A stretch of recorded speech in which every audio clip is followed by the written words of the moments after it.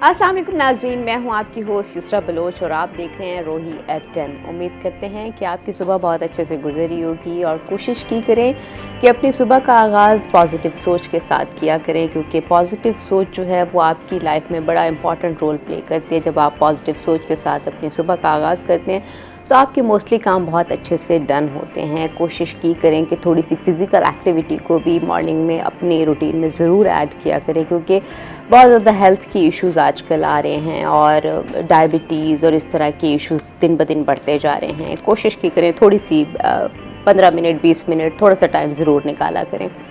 आज हम बात करेंगे दूध के ऊपर। दूध आज इंटरनेशनल वर्ल्ड मिल्क डे भी मनाया जा रहा है। दूसरा ये कि दूध हर घर में इस्तेमाल भी होता है और जब बच्चा बहुत छोटा होता है तब से लेके बड़ी एज तक भी बहुत से लोग दूध पसंद भी करते हैं। और चाय भी बनती है। चाय एक ऐसा मशरूब है जो अब तो मेरे ख्याल में बहुत ज़्यादा मजबूरी और वक्त की ज़रूरत भी बन चुकी है। उसके साथ दिन का आगाज़ भी लोग करते हैं और कुछ लोग दूध पीते हैं, बच्चे दूध पीते हैं। लेकिन दूध में कैल्शियम, प्रोटीन, इस तरह की बहुत सी ग़िज़ाइयत होती है जो आपकी हेल्थ में काफ़ी वाइटल रोल प्ले करती है। तो जब दूध अच्छा होता है तो डेफ़िनेटली आपकी सेहत पे भी अच्छा इफ़ेक्ट ही पड़ता है। लेकिन अगर दूध पे मिलावट हो या दूध अच्छा ना हो तो आपकी सेहत पे डेफ़िनेटली बहुत से बुरे असरात पड़ते हैं, बहुत सी बीमारियां पैदा होती हैं। और आजकल इतने ज़्यादा केसेस बढ़ते जा रहे हैं, दिन ब दिन कैंसर बढ़ता जा रहा है और डिजीज़ काफ़ी सारी होती जा रही हैं। तो आज हम जानेंगे दूध के ऊपर कि अच्छा दूध कौन सा होता है, मिलावट वाला दूध कौन सा होता है, और इसके ऊपर हम बात करेंगे। हमारे साथ doctor Aftab Qamar, principal Punjab food authority school मौजूद हैं। सर, आपको वेलकम करते हैं। कैसे हैं सर आप? अल्हम्दुलिल्लाह very fine, how are you? मैं बिल्कुल ठीक हूँ। सर ये बताएं कि आप सबसे पहले सुबह का आगाज़ कैसे करते हैं? जैसे अभी आप जिक्र कर रही थी कि भाई हर कोई जो है ना चाय से एक यहाँ पे सब कॉन्टिनेंट में एक ऐसा मशरूब है कि जो हर कोई अपने दिन का आगाज़ जो है वो चाय से करता है। तो हमारे यहाँ पर भी इसी तरह से होता है कि भाई हम ब्रेकफास्ट में जहाँ पे हम स्लाइस और एग का यूज़ करते हैं, वहाँ पर हम चाय का भी एक कप थोड़ी देर के बाद। लेकिन इसमें सिर्फ एक हमें चीज़ों को देखना चाहिए कि ब्रेकफास्ट के अंदर कोई भी आप मील लेते हैं लेकिन चाय को आप थोड़े से वक्फे के बाद आपको इस्तेमाल करना चाहिए। उससे ये होता है कि भाई चाय के अंदर कुछ ऐसे फाइटेट्स होते हैं कि जो कि हमारी बॉडी में जो मिनरल्स की एब्जॉर्प्शन को रोक देते हैं। तो जब अगर हम किसी मील के साथ लेते हैं तो तब उसका नुकसान है। अगर आप उसको थोड़े से इंटरवल के बाद लेंगे तो वो फ़ायदा आपको देगा। तो अच्छा, आप अपने दिन का आगाज़ चाय के कप के साथ करते हैं और फिर चाय के कप के अंदर डेफिनेटली दूध का इस्तेमाल तो होता ही है। आज हम दूध के ऊपर बात करें। सर, आलमी यौम दूध कब और क्यों मनाया जाता है? इसकी थोड़ा बैकग्राउंड हमारे साथ शेयर करें। देखें कि जी हर साल जो है 1 जून को जो है ना वर्ल्ड इंटरनेशनल मिल्क डे जो है ना वो सेलिब्रेट किया जाता है। इस दिन को जो मनाने का मकसद है इंसानी ग़िज़ा के अंदर दूध की अहमियत को उजागर करना है, ताकि हर एक शख्स को मालूम हो सके कि दूध जो हम एक वाइटल कहते हैं या एक मुकम्मल ग़िज़ा है, तो भी उसकी क्यों हम इतने ज़्यादा अफादियत पर जोर देते हैं। और साथ में जो डेयरी सेक्टर से जो मुंसलिक लोग हैं, हम उनकी मेहनत को भी एतराफ़ कर रहे होते हैं। देखें, दूध हमारे जो घरों के अंदर आ रहा है वो बहुत सारे लोगों की काविशों का नतीजा है। सिर्फ भैंस या गाय से जो हम मवेशियों से दूध हासिल करते हैं वो सिर्फ खुद ही नहीं आ जाता है, इंसान का उसके अंदर बहुत ज़्यादा रोल है कि अभी उसको ट्रांसपोर्ट करना और सेफली दूसरे जो कंज्यूमर तक उनको पहुंचाना, ये एक उनकी बहुत बड़ी जिम्मेदारी है जिसका हम एतराफ़ करते हैं और इसीलिए हम ये दिन को सेलिब्रेट किया जाता है। इसीलिए इस दिन को सेलिब्रेट किया जाता है। अच्छा सर, ये भी बताएं कि बच्चों की नशो-नुमा में दूध क्या किरदार अदा करता है? क्योंकि हम तो बचपन से, मेरे ख्याल में ये हर जगह होता है, कहीं फार्मूला मिल्क डब्बे वाले दूध होते हैं, कहीं जो मोस्टली हम रिमोट एरियाज़ में देखते हैं तो बच्चों को यहीं खुला दूध दे दिया जाता है। तो वो किस तरह का किरदार अदा करता है बच्चों की नशो-नुमा में? देखिए, अगर खुला दूध के अंदर ना एक बहुत ज़्यादा मिथ सी पाई जाती है या प्रोपेगेंडा है कि जो खुला दूध है वो मिलावट शुदा है। अगर आप मिलावट से पाक अगर होगा दूध तो खुला दूध में कोई नुकसान नहीं है। लेकिन अभी आप देखें कि हमारे यहाँ पे जो फार्मूला दूध हैं या पैकेट दूध की तरफ अगर जाएं तो लोगों में अफोर्डेबिलिटी नहीं है, जिसकी वजह से लोग प्रॉपर्ली अभी तक पैकेट दूध के ऊपर शिफ्ट नहीं हो सके।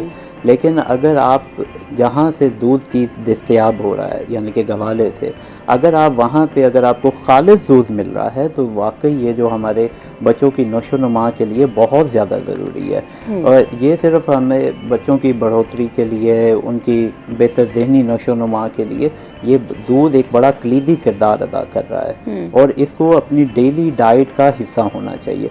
आजकल जो है बच्चे खालिस दूध को देखते या उसकी स्मेल से उन्हें लगता है कि ये खालिस नहीं है, क्योंकि वो खालिस उन्होंने पिया नहीं है। जब तक कि वो खालिस की उसका खुशबू एक ख़ास उसका अरोमा है, जब तक कि भी वो उसको टेस्ट नहीं करेंगे, उसके टेस्ट बड्स डेवलप नहीं होंगे, तब तक उनकी एक्सेप्टेबिलिटी दूध के लिए नहीं हो पाएगी। तो इससे बेहतर है कि वालिदैन को चाहिए कि भाई वो जो खालिस दूध, बेशक वो खुला ही क्यों नहीं है, लेकिन उसको बच्चों की दस्तयाबी उनके लिए यकीनी बनाएं, ताकि जो है ना उनके अंदर, जैसे देखें बढ़ती उम्र के साथ साथ स्टंटिंग एक बहुत बड़ा मसला है, कद का रुक जाना है, कमज़ोरी हो जाना है। अगर एक दफ़ा देखें कि भी पहले ज़िंदगी के 5 साल जो हैं बच्चों की नशोनुमा के बहुत इम्पॉर्टेंट हैं। अगर बच्चे की हाइट या उसका वज़न रुक जाता है, तो अगर सारी ज़िंदगी भी अगर आप उसके ऊपर मेहनत करते रहेंगे तो वो रिवर्स प्रोसेस नहीं है, वो नहीं बढ़ सकेगा। तो इसके लिए ज़रूरी है कि भाई आप उसकी जो फर्स्ट जो 5 इयर्स हैं आप उसके ऊपर भरपूर मेहनत करें, ताकि जो है उसकी जो स्टंटिंग और कमज़ोरी के जो मसाइल हैं उससे दूर हो सके। अच्छा सर, थोड़ा सा ये भी बताएं कि जो डब्बे वाला दूध होता है और खुला दूध होता है, मोस्टली लोग, क्योंकि पाकिस्तान में ज़्यादा ट्रेंड खुले दूध का है तो खुला दूध ज़्यादा इस्तेमाल होता है, लेकिन जो डब्बे वाला या पैकेट वाला दूध होता है उसमें बाज़ लोगों का एक माइंडसेट ये भी होता है कि इसमें प्रिजर्वेटिव हैं तो इस वजह से ये नुकसानदेह ना हो, एक एक्सपायरी डेट है और इस तरह से ये तो हम इस्तेमाल कर लेते हैं, हमें पता चल जाता है। तो ये क्या ये मिथ है या वाकई ये एग्जिस्ट करता है? देखिए, ये जो डब्बे वाला जो दूध है उसको एक ख़ास एक प्रोसेस से गुजारा गया होता है।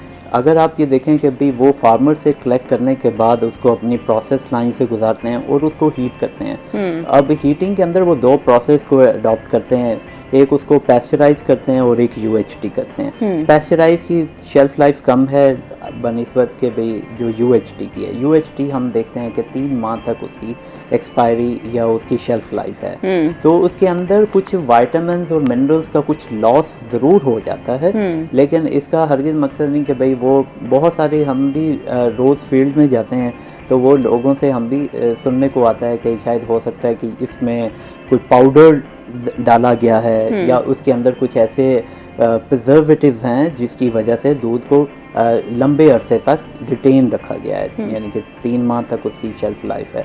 तो उसको सिर्फ एक हीट की ट्रीटमेंट किया जाता है और उसको फ़ौरन ही उसके बाद उसे ठंडा करके उसे पैक कर दिया जाता है, जिसमें माइक्रोबियल लोड बिल्कुल कम होता है, जिसकी वजह से उसकी शेल्फ लाइफ 3 माह तक बढ़ा दी जाती है। अच्छा सर, ये भी बताएं कि पाकिस्तान में दूध की मिलावट का मसला तो बहुत ज़्यादा है, हम वीडियोस भी देख रहे होते हैं कि बहुत ज़्यादा दूध के ड्रम गिराए जा रहे होते हैं कि दूध में मिलावट थी। एक तो हम इसको जो आसानी से घर पे आइडेंटिफाई कैसे कर सकते हैं कि ये मिलावट वाला दूध है। दूसरा ये कि डेफिनेटली जब जाते हैं, कुछ लोग होटलों से लेते हैं, कुछ लोग के घर आ जाता है दूध, तो वो अंदाज़ा नहीं कर पाते। वो कहते हैं ना कि अभी खालिस दूध तो चले मसला नहीं है, पानी मिलाना मसला नहीं है, लोगों ने एक्सेप्ट कर लिया, पानी मिलाएं कोई इशू नहीं है, लेकिन दूसरी चीज़ें ना मिलाएं जो सेहत के लिए नुकसानदेह हो रही हैं, तो वो कैसे हम आइडेंटिफाई कर सकते हैं? अभी ये देखें कि जैसे अभी मैंने अपनी गुफ्तगू में जिक्र किया कि दूध की एक ख़ास फ्रेगरेंस है, एक अरोमा है। अगर अल्लाह ताला ने इंसान की जो ज़ुबान के ऊपर एक ख़ास स्पेशल टेस्ट बर्ड्स दिए हैं जो कि आइडेंटिफाई करते हैं कि खालिस और मिलावटी दूध की पहचान को, आज भी जो फार्मर्स हैं या जो गवाले हजरात हैं वो दूध को ऑर्गेनोलेप्टिक यानी कि टेस्ट के ज़रिए वो टेस्ट करते हैं और उन्हें आइडेंटिफाई हो जाता है कि ये खालिस है या मिलावटी दूध है। तो जब तक कि हम खालिस दूध पिएंगे नहीं, तब तक हम किस तरह से मिलावटी और खालिस के दरमियान फ़र्क कर सकेंगे। तो एक तो ये बहुत ज़्यादा, मेरे ख्याल में सर ये तो बड़ा डिफिकल्ट हो जाएगा। ये बहुत इजी सा टेस्ट है। अगर आप एक सिप लें खालिस दूध का और एक लें मिलावटी, यानी कि जो आपको पाउडर या सबसे पहले तो वो खालिस वाला जाके ढूंढे वो ढूंढना पड़ेगा आपको ना। तो उसके लिए कुछ मेहनत है, लेकिन उससे आपको ज़रूर ये आइडेंटिफाई कर सकेंगे कि ये है। और इसके साथ साथ हमारे पास मशीन्स के ज़रिए आइडेंटिफाई करना बहुत ईजी सा है कि जैसे कि हमारे पास एक लैक्टोस्कैन है जो कि हमारी जो मोबाइल फूड टेस्टिंग लैब्स हैं जो कि हर रोज़ की बुनियाद पर हमारे मुख्तलिफ जगहों पे नाके लगते हैं, ख़ास तौर पे जो शहर के दाखिली रास्ते होते हैं वहाँ पर हमारी टीम्स जो है ना वो मौजूद होती हैं सुबह सुबह, यानी कि फजर के बाद वो वहाँ पर हैं कि क्योंकि सुबह सुबह ये दूध शहर के अंदर एंटर हो रहा होता है, तो हम उस दूध को देखते हैं कि भाई उसमें कौन कौन से उसमें मिलावटी अज्जा शामिल हैं, उसकी टेस्टिंग की जाती है और अगर उसमें कुछ नाकिस अशिया पाई जाएं तो हम मौके पर उन्हें तल्फ कर दिया जाता है। अच्छा, अभी थोड़ी देर में आपको ये टेस्ट भी करके दिखाएंगे। अच्छा, टेस्ट भी करके दिखाएंगे थोड़ी देर में, इससे ज़्यादा क्लैरिटी मिल जाएगी कि दूध को किस तरह से चेक किया जाए और किस तरह से जाना जाए कि दूध ठीक है कि नहीं। अभी थोड़ी सी बात करते हैं हफ्ते भर की स्टोरीज़ के ऊपर। हमारे साथ हमारे सीनियर रिपोर्टर गौहर रहमान मौजूद हैं, को वेलकम करते हैं। बहुत शुक्रिया यूसुफ। कैसे हैं गौहर? अल्हम्दुलिल्लाह। गौहर, सबसे पहले तो ये बताएं, ईद पर बड़े मिसाली इक़दामात थे, वेस्ट मैनेजमेंट ने बड़ा ज़बरदस्त काम किया, आलाइशों की सफाई और ये सारा कुछ बड़ा काम नज़र आया है।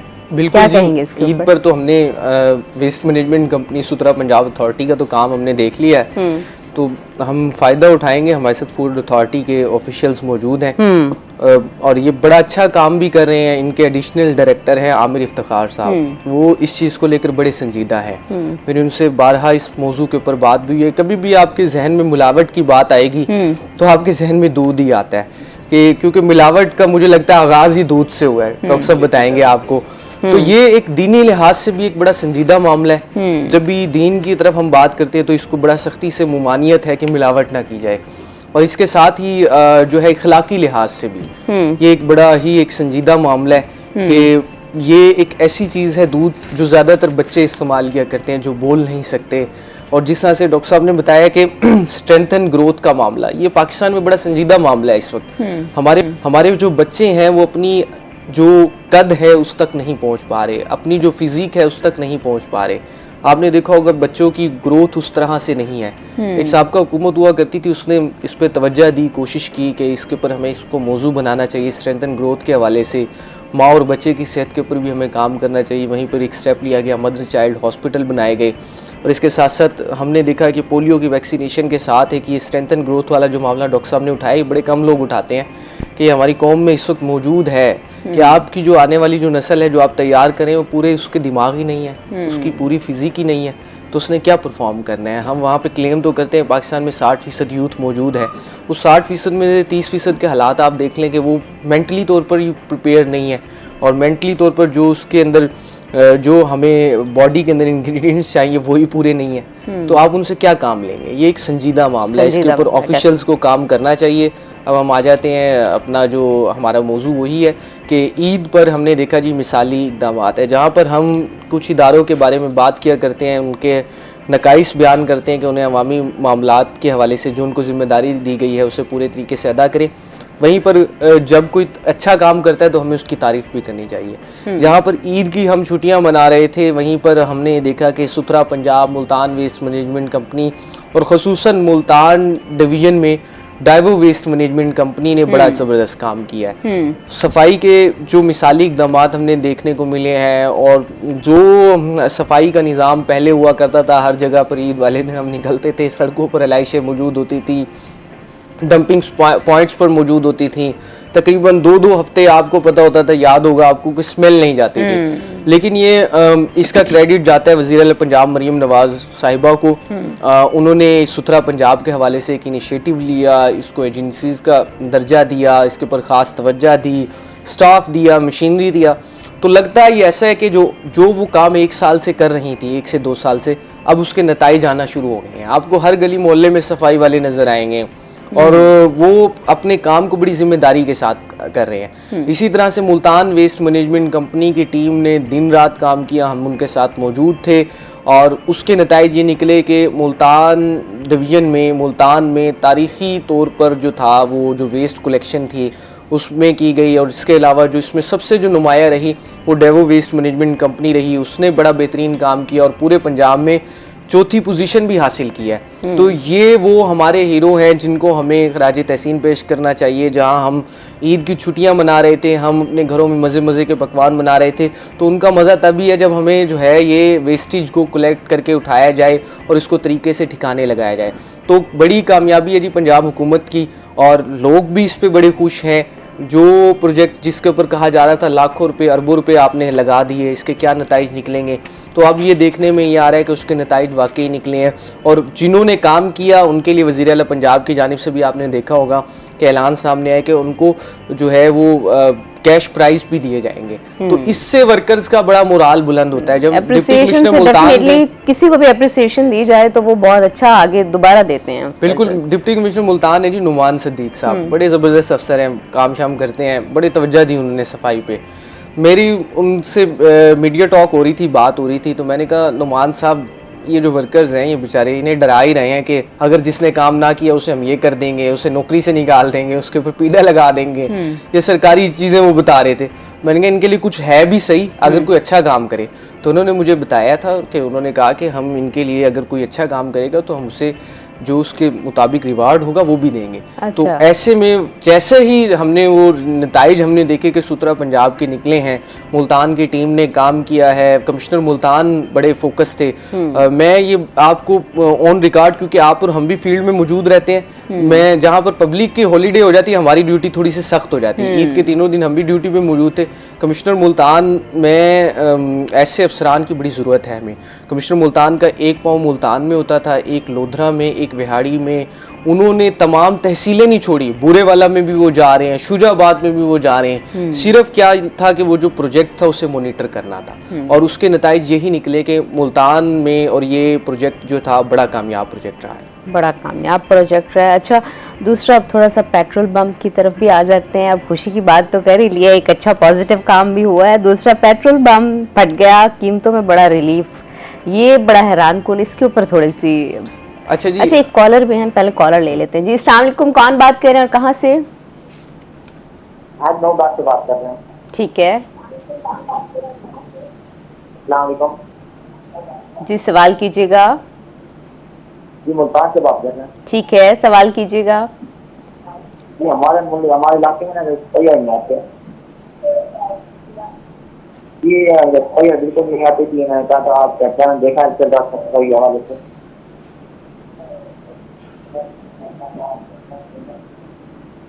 एरिया ठीक है, थैंक यू। अच्छा, ये सफाई के हवाले से, हाँ जी। अच्छा ये अगर अपना एरिया बता दें तो, क्योंकि ये हमारी जो ट्रांसमिशन है बराह रास्त जारी होती है और इसे मॉनिटर किया जा रहा होता है ऑफिशियल्स के साथ, तो हम भी उनके साथ ये शेयर कर सकते हैं कि कौन सा एरिया है जहाँ पर सफाई के हवाले से टीमें नहीं पहुँच पा रही।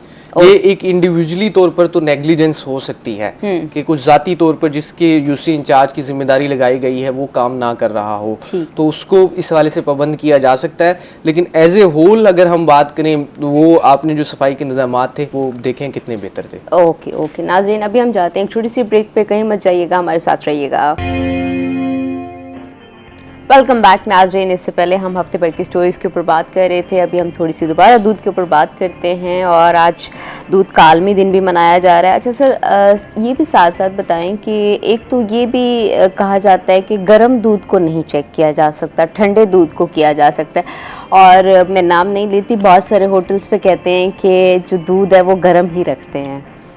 जिसमें आपकी निशानदेही हो सकती है, लेकिन ये हमारे पास रोज़ की कंप्लेंट्स भी आती हैं।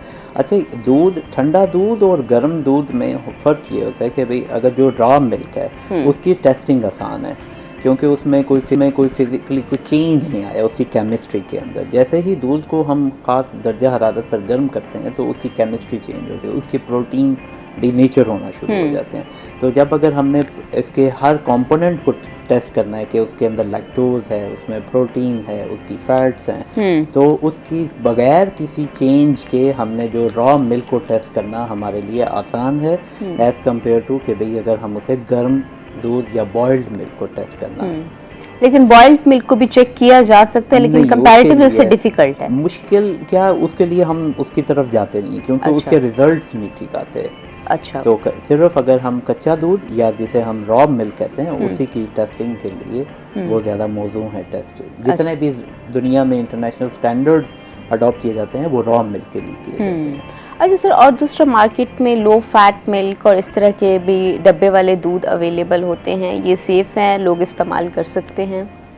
लो फैट मिल्क और डब्बे वाले दूध का इस्तेमाल बिल्कुल ठीक है कि वैसे तो अगर देखा जाए बच्चों के अंदर वैसे फुल फैट मिल्क का इस्तेमाल होना चाहिए। यानी कि जो अगर देखा जाए दुनिया में जो स्टैंडर्ड है दूध के अंदर 3.5% फैट होनी चाहिए, लेकिन हमारे जो पंजाब फूड अथॉरिटी या PSQC के जो स्टैंडर्ड जो हार्मोनाइज हैं वो उनके अंदर 4% फैट होना ज़रूरी है। लेकिन पूरी दुनिया में और इवन के पाकिस्तान में भी अब लो फैट मिल्क जैसे कि 1% और 2% के एतबार से वो आ देते हैं। लेकिन अगर बड़ी उम्र के जो लोग हैं अगर वो लो फैट मिल्क का इस्तेमाल करें तो ठीक है। ये डिपेंड करता है आपकी लाइफस्टाइल के ऊपर भी। अगर आप ज़्यादा आपकी मूवमेंट नहीं है, आप एथलीट नहीं है या ज़्यादा आपका वर्किंग नहीं है तो बेहतर है कि लो फैट मिल्क को इस्तेमाल किया जाए। अगर आपकी वर्किंग अच्छी है, फिज़िकली आपकी एक्टिविटीज़ हैं तो आप उसमें हाई फैट यानी कि जो 4% फैट फुल क्रीम मिल्क को भी इस्तेमाल किया जा सकता है। लेकिन क्योंकि कार्डिक के पेशेंट बहुत ज़्यादा बढ़ते जा रहे हैं, इस वजह से भी थोड़ा सा इस चीज़ को मद्देनज़र जो एजड लोग हैं वो ख़ास कर रखें, अगर लो फैट मिल्क उनके लिए अफेक्टिव है, अच्छा है, तो वो इस्तेमाल कर सकते हैं। बिल्कुल इसी तरह से आप बिल्कुल ठीक कह रही हैं कि भाई जिस तरह से अगर ये सिर्फ दूध से ना सिर्फ हमारी CVDs की यानी कि कार्डियोवैस्कुलर डिजीज़ नहीं है, वैसे इसके अलावा भी हमें और दूध से जो ज़्यादा फ़ायदे हो रहे हैं ना कि जैसे हम कहते हैं कि दूध का इस्तेमाल होना चाहिए कि जो हमारी हड्डियों के लिए बहुत ज़्यादा ज़रूरी है, क्योंकि ये रिच सोर्स ऑफ हमारे पास कैल्शियम है, विटामिन D है।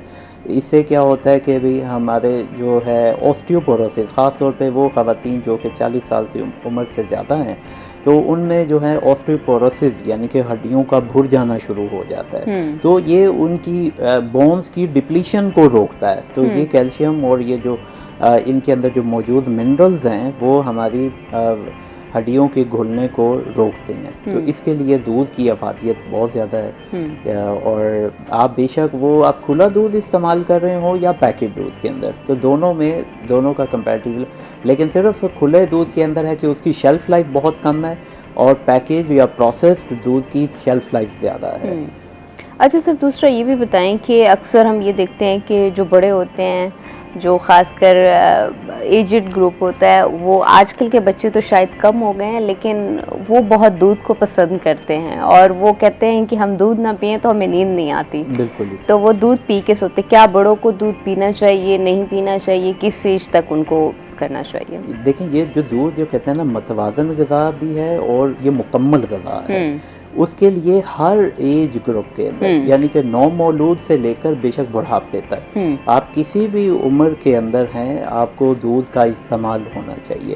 क्योंकि ये 12 दफ़ा जिक्र हो जाता है और हर कोई जानता है कि दूध हमारी नशोनुमा के लिए कितना ज़्यादा ज़रूरी है। जैसे जैसे उम्र बढ़ती जाती है जिस्म में कमज़ोरी भी साथ साथ बढ़ती है। तो दूध उस कमज़ोरी को ख़त्म करने में और तंदुरुस्ती लाने में बहुत कलीदी किरदार अदा कर रहा है। तो उसके लिए ज़रूरी है कि ख़ास तौर पे जो वो अशख़ास जो कि बड़ी उम्र हैं या मौजूद हैं या जिनमें बुढ़ापा आ चुका हुआ है तो उनके अंदर ये दूध जो है ना बहुत ज़्यादा ज़रूरी है। वो रात को दिन में एक दफ़ा ज़रूर दूध का इंटेक किया करें और कोशिश करें खालिस दूध हो, कोशिश करें। लेकिन सर यहाँ पे ये भी तो प्रैक्टिस की जाती है ना कि पहले अच्छी हैवी डाइट ले लेते हैं, कोई गोश्त वगैरह या कुछ इस तरह का खाते हैं, फ्राइड चीज़ें खाते हैं, फिर उसके बाद दूध भी पी लेते हैं, तो वो तो मेरे ख्याल में नुकसान ही करेगा दूध। दूध का कॉम्बिनेशन सिर्फ ये अगर हम किसी के साथ नहीं है कि आप किसी और फूड ग्रुप के साथ अगर आप लिया जाए। अभी आप जिक्र कर रही थी कि जिस तरह से कि भाई बच्चे ख़ास तौर पर दूध का इंटेक बहुत कम देखा जा रहा है कि जो ये ख़ास तौर पे जेन ज़ी जो जनरेशन है इनके अंदर तो बहुत ज़्यादा ही है। तो उसके लिए यह है कि आप मिल्क के बाय प्रोडक्ट्स का भी आप इसको इस्तेमाल कर सकते हैं, क्योंकि मिल्क देना है, अगर वो milk directly consume raw milk को नहीं कर रहे तो आप मिल्क के बाय प्रोडक्ट्स को भी आप इसको इस्तेमाल करवा सकते हैं। जैसे दही का इस्तेमाल है, पनीर का है, चीज़ का है, इस तरह से अगर आप उसका भी इस्तेमाल करा देंगे तो वो भी बेहतर है। लेकिन अगर आप रॉ मिल्क अगर वो कंज्यूम करें बॉयल करके, अगर आप उसे फिर पिए तो फिर वो बहुत अच्छा है आपकी सेहत के लिए। ओके अच्छा सर, बॉयल का आपने जिक्र किया है, तो दूध को जो खुला दूध आता है उसको बॉयल करना मैंडेटरी है? अगर मैंडेटरी है तो क्यों है? अगर देखें, जब खुला जो दूध है ना, ये हमारे जो सप्लाई चेन है, जब फार्मर से दूध कलेक्ट होता है और हमारे घर पहुंचने तक तकरीबन ये 3 से 4 घंटे का दौरानिया है। किसी जगह पर ये दौरानिया कुछ टाइम बढ़ भी जाता है। जब यहाँ तक आता है तो टेम्परेचर किसी जगह मेंटेन नहीं होता, इसके अंदर माइक्रोबियल लोड बढ़ जाता है। ऐसे बैक्टीरिया, ऐसे जरासीम जो कि दूध में अफजाइश पाते हैं, जानवरों के ज़रिए मुंतकिल होते हैं दूध में। अगर किसी ने ख़ास यानी कि बर्तन जो है वो धुला हुआ नहीं है, प्रॉपर साफ़ नहीं है, या उसके हाथ जो थे मिल्क मैन के वो वॉश नहीं थे, तो उसमें क्या होगा कि भाई वो बैक्टीरिया, वो जरासीम वो जानवर के ज़रिए इंसान के हाथों से होते हुए वो दूध में शामिल हो जाते हैं। तो वो अगर, और वो उनके लिए बहुत मौजूद होता है कि टेम्परेचर उनको मिल गया, टाइम उनको मिल गया, दोनों चीज़ें उनको सूटेबल हुई, फूड उनके पास ऑलरेडी है, तो जैसे ही होगा तो वो अपनी एक्टिविटी शुरू कर देंगे। तो जैसे ही हमें घर में दूध अवेलेबल हो, या यानी कि जब हम उसे रिसीव करें तो हमें फ़ौरन उसे बॉईल कर देना चाहिए। अगर हम उसे थोड़ी देर भी रखेंगे तो उससे क्या होगा कि भाई उसके अंदर ये जो बैक्टीरियाज हैं वो बहुत जल्दी, आपको बताएं, ये बैक्टीरिया हर 20 मिनट के बाद अपनी तादाद डबल कर लेते हैं। अगर एक बैक्टीरिया है तो वो चंद घंटों के बाद वो सैकड़ों हज़ारों के अंदर, फिर वही लाखों के अंदर वो बदल जाएंगे, और जो कि ये दूध बजाय के नफ़ा देने के ये नुकसान देना शुरू कर देगा। तो इसको फ़ौरन बॉईल कर दिया जाए, और ताकि जो है दूध को हम बॉईल करके उसकी अफादियत को प्रिजर्व करते हुए हम इसको पी सकें। अच्छा सर, दूसरा ये कि अक्सर आजकल लोगों में ये सुनने को मिलता है, शायद पहले इतनी अवेयरनेस नहीं थी, अभी अवेयरनेस आ गई है कि दूध की एलर्जी है, लैक्टोज इंटॉलरेंस है। तो इन दोनों में क्या फ़र्क है बेसिकली, और ये क्यों होता है?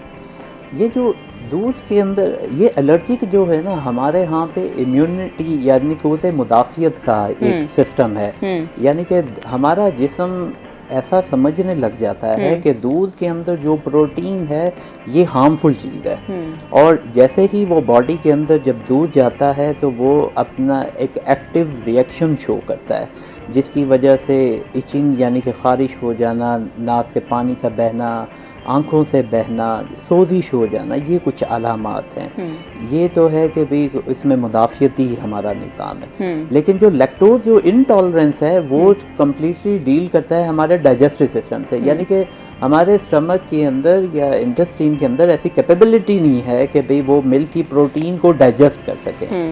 तो ये ज़रूरी नहीं है कि हर शख्स के अंदर जो मिल्क इंटॉलरेंस जो है ना वो मौजूद हो। चंद ऐसे बच्चे हैं जिनके अंदर जो है लैक्टोज इंटॉलरेंस कुदरती तौर पर पाई जाती है, वो सारे फिर वो इसको इस्तेमाल सारी ज़िंदगी ही दूध को इस्तेमाल ही नहीं कर पाते। जैसे आप देखें कि जैसे वीट इंटॉलरेंस है, जैसे सेलिक पेशेंट्स होते हैं, वो भी ये सिर्फ है कि हमारे मैदे के अंदर इनकैपेबिलिटी है कि भाई वो इनको प्रोटीन को डाइजेस्ट नहीं कर पा रहे, जिसकी वजह से ये मसाइल है। ठीक है, प्रोटीन को डाइजेस्ट नहीं कर पा रहे। नाज़रीन, अभी हम जाते हैं एक छोटी सी ब्रेक पे, ब्रेक से वापस आएंगे तो कॉन्वर्सेशन को यहीं से कंटिन्यू करेंगे, हमारे साथ रहिएगा।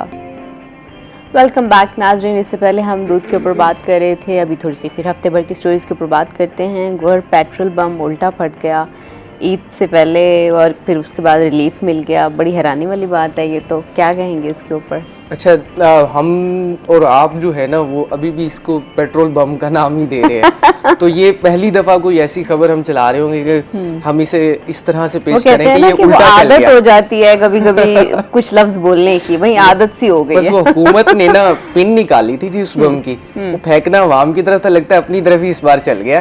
तो रिलीफ दिया है, तो ये एक बड़ा अच्छा इकदाम है जी हुकूमत का।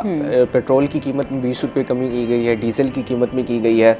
अभी मैं मट्टी के तेल की कीमतों के हवाले से मैं देख रहा था, उसमें भी 41 रुपये तक की कमी की गई है।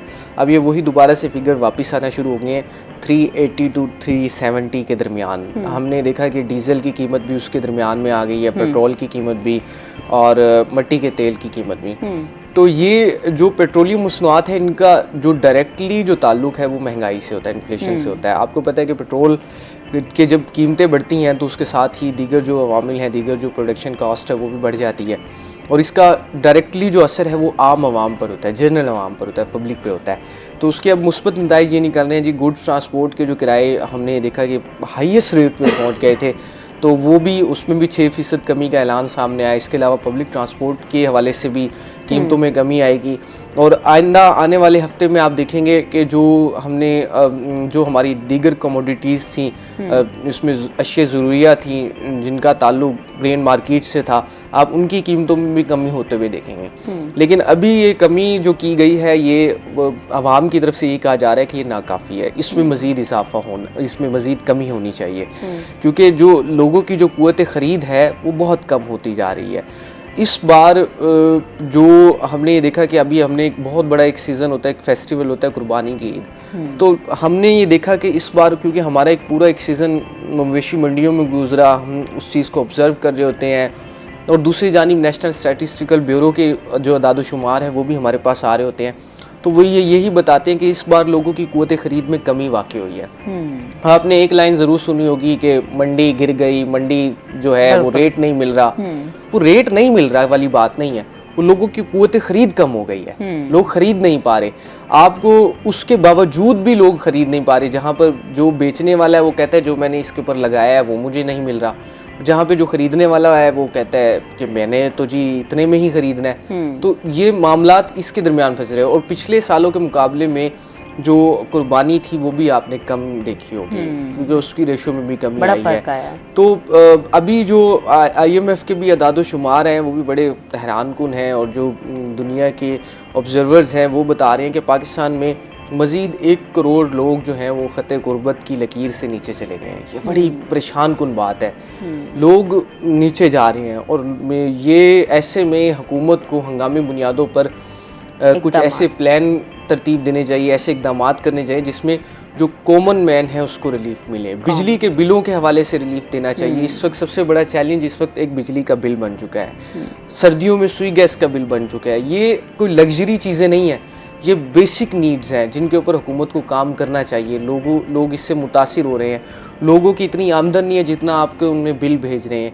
इसी तरह से अभी हमने देखा कि एक सोलर के हवाले से चीज़ें चल निकली कि लोगों ने सोलर लगा लिए, तो जी उस सोलर क्यों लगाए हैं, ग्रीन मीटर नहीं लगेगा। तो कुछ ऐसी पॉलिसीज़ बनाएं यार, लोगों को थोड़ा सा रिलीफ दे। लोग रिलीफ चाहते हैं, लोग आपसे उम्मीद करते हैं, और लोगों की बर्दाश्त से मामलात बाहर हो रहे हैं। वहीं पर ये पेट्रोल की कीमतों में 20 रुपये से ज़ायद कमी करना, ये हुकूमत की तारीफ़ है, इसमें करनी भी चाहिए। और उम्मीद यही है जो ईरान और इसराइल और अमेरिका के जो मामलात थे, क्योंकि हम भी उसमें डायरेक्टली हमारा एक ताल्लुक था, हमने एक पीस मीडिएटर के तौर पर किरदार अदा किया। हमारे field marshal general Syed Asim Munir, हमारे वज़ीर आज़म शहबाज शरीफ, हमारी हुकूमत, सब ने उसके लिए जितना काम किया उसकी जितनी तारीफ़ की जाए कम है। और दुनिया में पाकिस्तान ने साबित किया, और भारत का जो प्रोपेगेंडा था कि पाकिस्तान दहशतगर्दी के हवाले से जो उसकी मावनत करता है, तो पाकिस्तान ने ये क्लेम को गलत कर दिया कि हम अमन के लिए किरदार अदा करते हैं। चाहे वो अफ़गानिस्तान से अमेरिका का इनखला हो, तो हमने उसमें भी अमन के लिए किरदार अदा किया। वहीं पर हमने ये साबित किया ईरान के साथ जो मामलात थे, जिसमें हम एक मीडिएटर बन के आए कि दोनों ने पाकिस्तान की सालसी पर जो रजामंदी थी वो जाहिर की। वहीं पर हमने अपने दुश्मन भारत को भी बुनियादुल मरसूस में बताया कि हम उसको भी जवाब दे सकते हैं। अभी तक फैसला नहीं हो पा रहा त्यारे कितने थे, तो अभी वो खुद भी त्यारे कितने गिरे हैं, तो वो बाकी ट्रंप उनको खुद बता रहे हैं। ट्रंप दुनिया के जो है अमेरिका सुपर पावर भी है और दुनिया को लीड भी करता है, तो ट्रंप उनके लिए एक अलग इम्तिहान बने हुए हैं। तो पाकिस्तान तो जी हर जगह से बेहतरी की कोशिश कर रहा है, वहीं पर हुकूमत को चाहिए और जो हमारी एडमिनिस्ट्रेशन उसे चाहिए कि जहाँ पर हम दुनिया में सालिस बनकर आ रहे हैं, वहीं पर अपने लोगों के भी सालिस बने, लोगों का मुकदमा भी सालिस बने। नाज़रीन, अभी हम जाते हैं ब्रेक पे, ब्रेक से वापस आएंगे तो कॉन्वर्सेशन को यहीं से कंटिन्यू करेंगे, हमारे साथ रहिएगा। वेलकम बैक नाज़रीन। इससे पहले हम हफ्ते भर की स्टोरीज़ के ऊपर बात कर रहे थे, अभी थोड़ी सी फिर दूध के ऊपर बात करते हैं। अच्छा सर, दूध में जो असल में जानना चाह रही थी, बड़ा अहम मसला भी है, और आइडेंटिफाई कैसे करेंगे कि दूध ठीक है या नहीं है, वो थोड़ा सा हमें बताएं और करके भी दिखाएं कि ताकि हमें पता चले कि दूध को कैसे आइडेंटिफाई कर अच्छा, लेते हैं। इसके लिए टेस्टिंग जो है बहुत आसान है रॉ मिल्क के हवाले से, कि ये हमारे पास लैक्टोस्कैन मशीन मौजूद है इस स्टूडियो में, जिसे हमने पहले से प्लग इन किया हुआ है।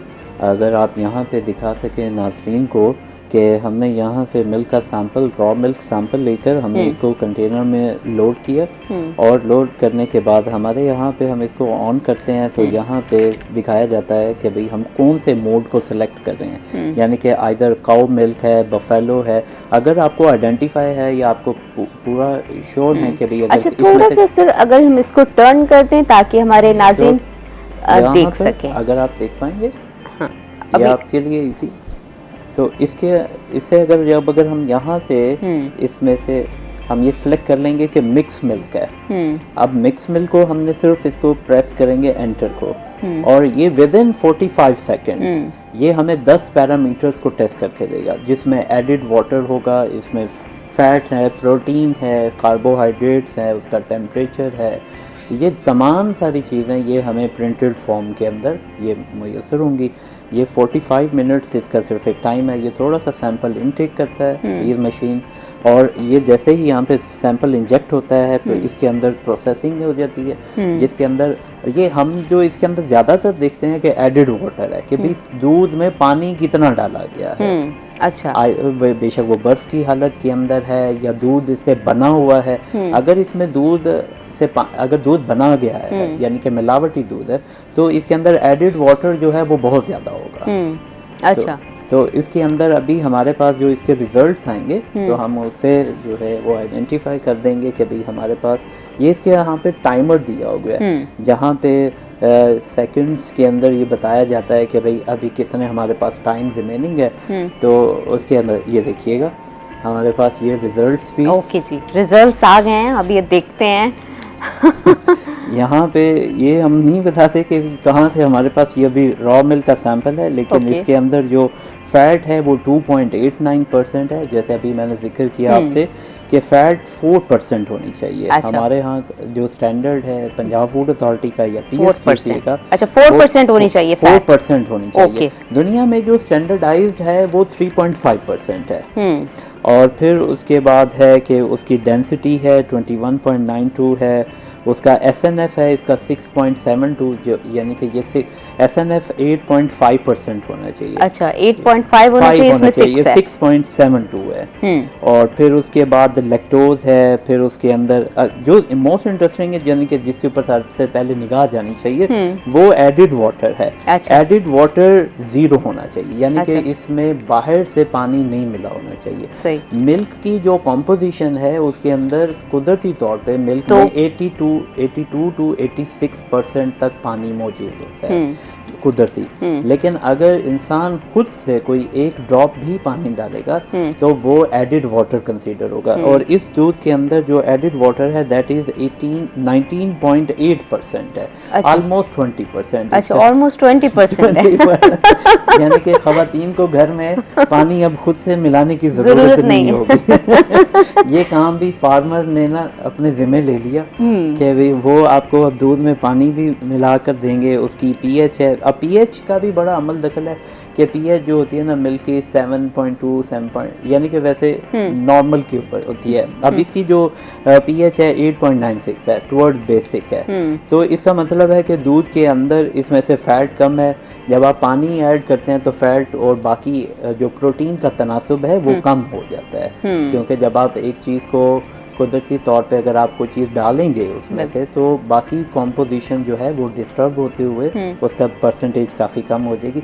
यानी कि आप ये देख सकते हैं कि विद इन 1 मिनट के टाइम पर हम ये आइडेंटिफाई कर सकते हैं कि हमारे ये दूध जो है क्या मिलावटी है या खालिस है। अब ये जो हम बहुत सारे जो मिल्क शॉप्स होते हैं हम उन्हें कहते हैं कि आप अपने पास ये लैक्टोस्कैन मशीन रखें। उससे क्या फ़ायदा होगा? अच्छा, पहले इस मशीन की जो कॉस्ट है, लोग बहुत सारे ना सवाल करेगी कि इसकी कॉस्ट क्या है, कॉस्ट इफेक्टिव भी है या नहीं है। पहले ये मशीन लेस देन यानी कि 1 लाख के कम के बजट में आ जाती थी, लेकिन अब क्योंकि डॉलर की प्राइस अप हुई है और जिसकी वजह से ये जो मशीन है वो तकरीबन 1.5 लाख और 1.75 यानी कि 1.5 से 2 लाख रुपए के दरमियान के अंदर ये फॉल करती है।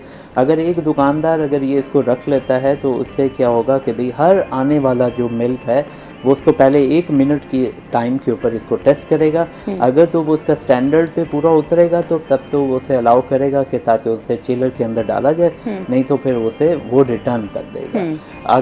अगर आप कहीं पर भी, हम तो ये अपने आवाम के लिए कहते हैं कि अगर आप कहीं पर भी देखते हैं कोई भी मिलावटी चीज़ें बन रही हैं या दूध के अंदर कहीं पर मिलावट हो रही है तो आप ज़रूर हमें इत्तला करें। हमें अच्छा सर, साथ में ये भी थोड़ा सा आप इत्तला का जिक्र कर रहे हैं तो शिकायत दर्ज कहाँ पे करा सकते हैं, ये भी साथ में ऐड करते जाए। जी, वो शिकायत दर्ज करने के लिए ना आप हमारे जो है ना टोल फ्री नंबर है दैट इज़ 1223। अच्छा 1223 ये नादरीन के लिए है, दोबारा दोहरा देते हैं कि 1223 हमारा हेल्पलाइन नंबर है। 24/7 आप इस पर कॉल कर सकते हैं। आप अपने कोई भी शिकायत, इवन कि आप जिस इलाके में रहते हैं आपने कुछ ऐसी एक्टिविटी देख ली है, अमूमन तौर पे जो मिलावटी जो लोग काम करने वाले होते हैं वो रात के औकात में काम करते हैं, यानी कि रात को 11-12 बजे के बाद और फजर से पहले ताकि लोग जब सो जाएं और उनके उठने के दरमियान का जो टाइम है वो उसको यूटिलाइज़ करते हैं और उससे क्या है कि भाई वो चीज़ें बनाकर ताकि वो सुबह उन्हें फ़रोग कर देते हैं मार्केट के अंदर। और इसके अलावा आप जो है ना पंजाब फूड अथॉरिटी की हमारी ऑफिशियल जो ऐप्स भी हैं, आप उसके ऊपर जाकर भी आप कंप्लेंट दर्ज करा सकते हैं। आपका नाम भी फिगर रात में रखा जाएगा, किसी को डिस्क्लोज नहीं करेंगे। इंशाल्लाह हम 24 to 48 आवर्स में उस कंप्लेंट को एड्रेस करेंगे। डॉक्टर आफ्ताब कमर, आपका बहुत बहुत शुक्रिया, आपने अपना कीमती वक्त दिया। गोहर, आपका भी बहुत बहुत शुक्रिया, आपने अपना कीमती वक्त दिया। नाज़रीन, अभी हम जाते हैं एक छोटी सी ब्रेक पे, ब्रेक से वापस आएंगे तो नए मेहमानों का आपसे तारुफ करवाएंगे, हमारे साथ रहिएगा। वेलकम बैक नाज़रीन, इससे पहले हम बात कर रहे थे दूध के ऊपर और हफ्ते भर की स्टोरीज़ के ऊपर। अभी हम बात करेंगे कि एक सोसाइटी में एक ऐसा पहलू है जिसके ऊपर अक्सर लोग बात भी नहीं करते। अगर उनके बच्चों में वो चीज़ पाई जाती है तो वो कोशिश करते हैं, छुपा लेते हैं, या कोशिश पेरेंट्स मोस्टली करते भी हैं घर में एड्रेस करने की। लेकिन अक्सर औकात हमें इस इशू के साथ ये इशू बहुत देखने को मिलता है कि बच्चे जब ड्रग्स एडिक्शन में चले जाते हैं तो उनको हैंडल करना, उनको ट्रीट करना बड़ा डिफ़िकल्ट हो जाता है। और कोशिश की करें कि अपने बच्चों के ऊपर नज़र रखी करें, उनको एंगेज किया करें फ़िज़िकल एक्टिविटी में, गैदरिंग्स में, कि ताकि वो इस किस्म की एक्टिविटीज़ की तरफ थोड़ा कम जाएं, डिप्रेशन में कम जाएं। जब इंसान डिप्रेशन में जाता है तो ऐसे रास्ते ज़रूर तलाश करता है। और दूसरा ये भी एक फैक्टर इससे जुड़ा है कि जब उनके बच्चे खुद से संभाले नहीं जाते या वो उन पे फोकस नहीं करते तो उनको नशे की लत लग जाती है। जब नशे की लत लग जाती है तो वो कहते हैं कि इसकी शादी कर देते हैं, ये ठीक हो जाएगा। ऐसा बिल्कुल मत करें, आप दूसरे की ज़िंदगी को भी तबाह करें और अपने जो आपका बच्चा है उसकी ज़िंदगी को भी आप कोशिश करें कि उसको कोई रिहेबिलिटेशन सेंटर की तरफ लेके जाएं, कोई उसकी काउंसलिंग करें, बजाय इसके कि आप एक बीमार और इस तरह का इंसान किसी और को दे देते हैं और वो एक नई बच्ची हो या नया बच्चा हो तो उनके लिए बहुत ज़्यादा मसाइल खड़े करते हैं। आज हम इसी के ऊपर बात करेंगे कि बच्चों में इतनी ज़्यादा ड्रग्स एडिक्शन क्यों बढ़ती जा रही है और इसकी वजूहात क्या हैं। इसके ऊपर हमारे साथ स्टूडियो में मौजूद हैं डॉक्टर अनीस जमा खान, साइकेट्रिस्ट हैं। सर, आपको वेलकम करते हैं। कैसे हैं सर? जी बिल्कुल ठीक ठाक, अल्हम्दुलिल्लाह। आप सर? मैं बिल्कुल ठीक हूँ। सर, सबसे पहले तो मैं यही पूछूंगी कि आजकल इतना डिप्रेशन है कि बच्चे एक तो पेरेंट्स की बात पे ज़्यादा फोकस होके नहीं सुनते, दूसरा ये कि ड्रग्स एडिक्शन हमारी सोसाइटी में बहुत ज़्यादा बढ़ता जा रहा है, नशे का इस्तेमाल दिन ब दिन बढ़ता जा रहा है। इसके पीछे क्या वजूहात है? हाँ, उसके पीछे देखें बेशुमार वजूहात हैं। अगर मैं कहानियाँ बतानी शुरू करूँ तो जितने भी ड्रग एडिक्ट्स हैं they have got their own reasons. लेकिन एक दफ़ा इसी तरह मैं एक सेमिनार में था तो काफ़ी सारी उन्होंने कहा कि क्या वजूहात है, तो लोगों ने बताई कि रिलीजियस वैल्यूज़ कम हो गई हैं, लोग इतने ज़्यादा जो है ना वो मज़हब के करीब हैं, मज़हब से दूरी एक वजह हो सकती है। अच्छा, वालिदैन की तवज्जो नहीं रही। अब ज़ाहिर है कि आजकल के दौर में 2-2 3-3 जॉब्स करते हैं जो मिडिल क्लास फैमिली है, फिर उनमें कई दफ़ा लॉसेस आ जाते हैं तो फिर वो स्कूल से निकाल लेते हैं। फिर ये भी है कि अब जो है ना लोगों के अपने ग्रुप्स हैं उसमें मोबाइल ग्रुप्स हैं, बाकी सारी चीज़ें हैं, और उसको जो है ना प्रमोट बड़ा किया गया है। अच्छा, उसमें जो मतलब लोगों को ये बताया गया है कि चर्च जो है ना वो कुछ नहीं कहती, ये एक मिथ है। तो जब मुझे कई दफ़ा मेरे पास मरीज़ आते हैं तो वो पूछते हैं कि डॉक्टर साहब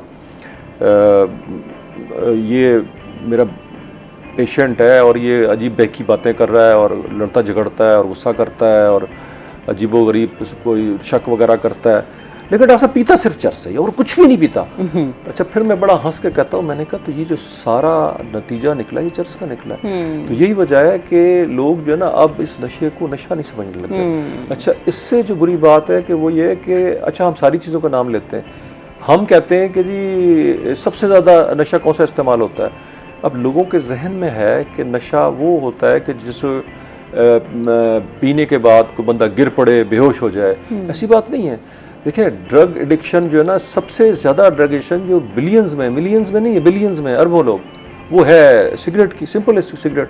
it's such A disasters thing, इतनी बुरी चीज़ है और इतना नुकसान है इसका। लेकिन क्योंकि हमारा माशरा वो इस तरह का माशरा है कि उसमें आप कोई भी चीज़ बेच सकते हैं, उसमें पता है हर एक को कि जो ना इसको इस सिवाय नुकसान के, हार्ट अटैक के, सिगरेट इस्तेमाल करने के बाद फेफड़ों के प्रॉब्लम्स के, कैंसर के, लंग कैंसर के कोई और नतीजा नहीं निकलता।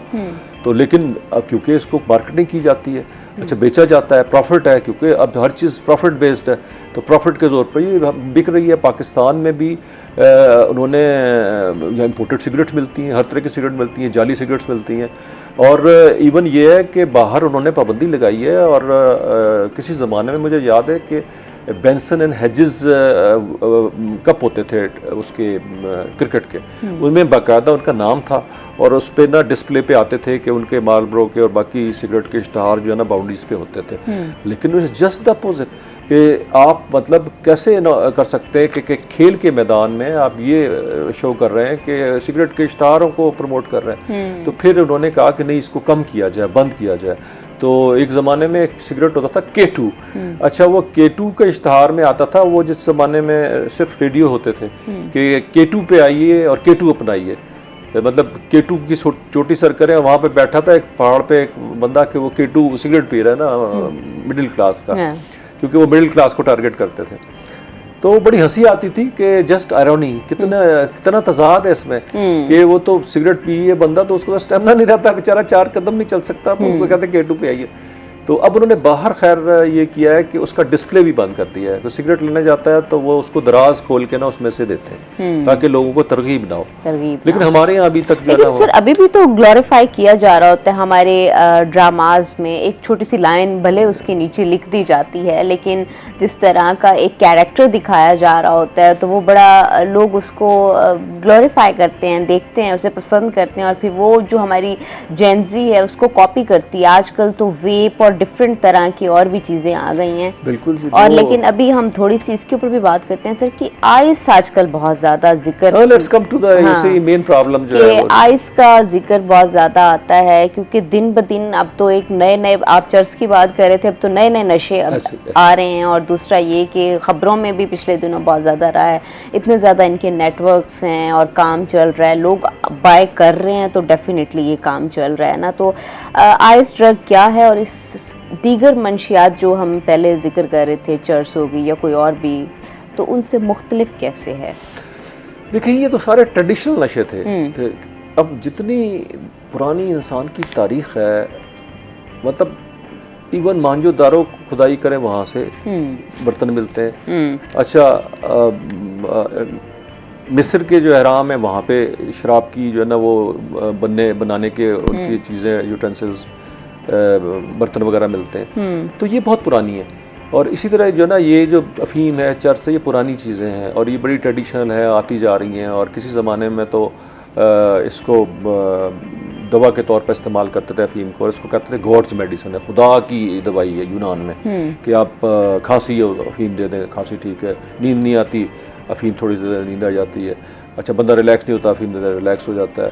अच्छा, और बेशुमार अब यहाँ पे ठेके होते थे, और हमारे जब हमने हॉस्पिटल अपना शुरू किया और ट्रीटमेंट शुरू किया मंशियात के आदि अफराद का आज से तकरीबन 30-35 साल पहले। तो अफीम के बड़े लोग आते थे और वो कितने अर्से से कि जी 35 साल से इस्तेमाल कर रहा हूँ, 40 साल से, 60 साल से, तो वो मरते नहीं थे। इसी तरह चर्च का भी ट्रेडिशनल है कि लोग पता नहीं कब से इस्तेमाल कर रहे हैं इसको, मजहबी रसूमात में इस्तेमाल कर रहे हैं, मतलब गैर मुस्लिम। तो शराब का तो पता है इस्लाम में भी जिक्र है, उसको हराम करार दिया गया है कि उससे सुरूर मिलता है और आपकी अकल ठीक काम नहीं करती। अच्छा, ये सारे के सारे आहिस्ता आहिस्ता आहिस्ता आहिस्ता इर्तिका इसको कहते हैं ना, आता गया और नए से नए नशे दरियाफ्त होते गए, नई केमिकल्स आते गए, लेबॉर्ट्रीज में बनते गए। अब यहाँ पे जो है ना, जो आइस आई है, वो आइस भी जो है ना बेसिकली एक नशा है जिसने अब तकरीबन बाहर भी और यहाँ भी ऑल टुगेदर बाकी नशों को रिप्लेस कर दिया है। यानी जो शराब पीते हैं लोग वो कुछ थोड़े सोफिस्टिकेटेड समझे जाते हैं, बाहर तो इसको सोशल ड्रिंक के तौर पे लिया जाता है ना, अगर थोड़ी सी इस्तेमाल करें, कभी कभार इस्तेमाल करें, सेरेमनी पे इस्तेमाल करें तो। लेकिन जो आइस है वो डेफिनेटली एक डिफरेंट नशा है। अच्छा, ये बाकी जो मैंने नाम लिया है ना जी, उसमें शराब वो है डाउनर, वो बंदे को डाउन कर देता है। उससे बंदा पी के जो है ना वो पहले खुश होता है, उछलता है, बाद में जो है ना बेसिकली वो सो जाता है, गिर जाता है, उससे मतलब स्टैगरिंग गेट होती है, उससे डिसीजन पावर नहीं होती और वो लड़खड़ाता है। डिपेंड करता है आपने शराब कितनी ली है ना उसकी। लॉन्ग टर्म तो उसके भी लीवर पे तो अफेक्ट होते ही हैं। जी बिल्कुल जी, बिल्कुल जी, 100% लिवर पे इफेक्ट होते हैं, दिल पे इफेक्ट होते हैं, बल्कि तो वो तो इतनी खतरनाक चीज़ है कि उसको, क्योंकि वो जैसे ही आप मैदे में जाती है, अगर खाली मैदा हो तो विद नो टाइम जो है ना वो ब्रेन पे पहुंच जाती है और पूरी बॉडी में आपके नाखूनों तक में चली जाती है। वो तो बड़ी डेंजरस चीज़ है। लेकिन हम तो बहरहाल अब ये बताने की मैं कोशिश करूँगा कि आइस इनसे मुख्तलिफ कैसे है। आइस है एक एक्टिवेटिंग चाइल्ड। अच्छा, इसीलिए इसकी एडिक्शन बहुत ज़बरदस्त है। अच्छा, आइस से पहले कोकेन होती थी। अच्छा, कोकेन एम्फेटामीन जिसका इसको अंग्रेज़ी में नाम कहते हैं, और ये मिथाइल एम्फेटामीन है, यानी उससे बहुत तेज़ है ये कोकेन से। और इसको इस्तेमाल करने के बाद 1 या 2 पफ लगाने के बाद, या इसको जैसे इस्तेमाल करते हैं, इसको लकीरें लगाते हैं ना, इसको स्निफ करते हैं नाक में डाल के ना, तो इसको खींचते हैं ऐसे करके ना पाइप के ज़रिए। तो और भी खर पीने के तरीके हैं, डिवाइसेस वगैरह उन्होंने बनाई हैं लोगों ने ना, इसको भोंगल कहते हैं जिसको, उसमें बल्ब वगैरह लेके उसकी बोतल लेके तो पानी में उससे गुजार के धुएं को तो प्योरीफाई करके इस्तेमाल करते हैं। वो लोकली इन्वेंटेड डिवाइसेस हैं।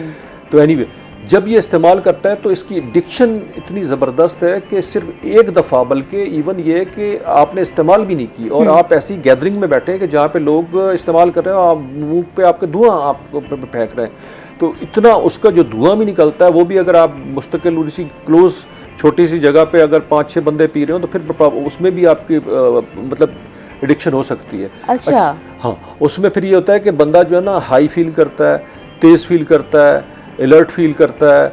अच्छा, रात को जागता रहता है, काम ज़्यादा करता है, तो वो यूफोरिया, खुशी का एहसास होता है और वो अलर्टनेस हो जाती है, उसकी यादाश्त तेज़ हो जाती है, उसमें वर्किंग कैपेसिटी ज़्यादा हो जाती है, काम करने की सलाहियत ज़्यादा हो जाती है।